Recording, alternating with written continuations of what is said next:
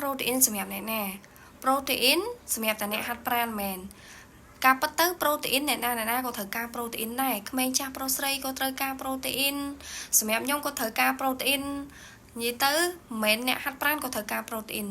សំខាន់ប្រូតេអ៊ីនគឺវាជួយដល់រាងកាយរបស់យើងអ្នកដែលថែទាំសុខភាពរូបរាងក៏ត្រូវការប្រូតេអ៊ីនដែលចង់បានសុខភាពល្អក៏ត្រូវការប្រូតេអ៊ីនអញ្ចឹងគឺប្រូតេអ៊ីនសម្រាប់អ្នកគ្រប់គ្នា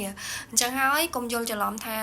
តើតើអ្នកហាត់ប្រាណតើតើអ្នកសម្រក់គីឡូបានត្រូវការប្រូតេអ៊ីនណាអ្នកនរគ្នាប្រូតេអ៊ីនគឺវាចាំបាច់ក្នុងការបង្កើតសាច់ដុំស្បែក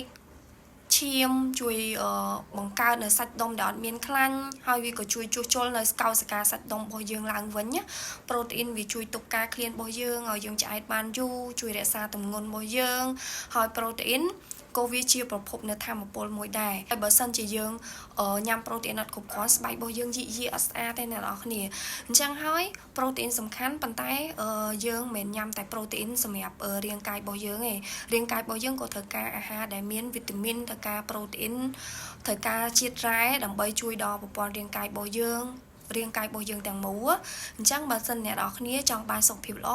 ត្រូវញ៉ាំអាហាររូបត្ថម្ភឲ្យបានគ្រប់គ្រាន់តាមគំរូអាហាររូបត្ថម្ភហើយបើសិនជាអ្នកនរគ្នាកំពុងតែស្វែងរកវិធីសាស្ត្រក្នុងការសម្រក់គីឡូហើយពិបាកក្នុងការរៀបចំរបបអាហារ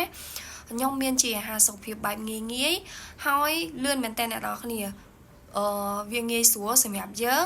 ហើយអត់ពិបាកក្នុងការរៀបចំនៅក្នុងនោះមានទាំងវីតាមីនមានទាំងរ៉ែគ្រប់គ្រាន់សម្រាប់រាងកាយយើងសក់គីឡូមកសាច់ហាប់ណែនស្អាតសក់គីឡូមកបែបសុខភាពល្អ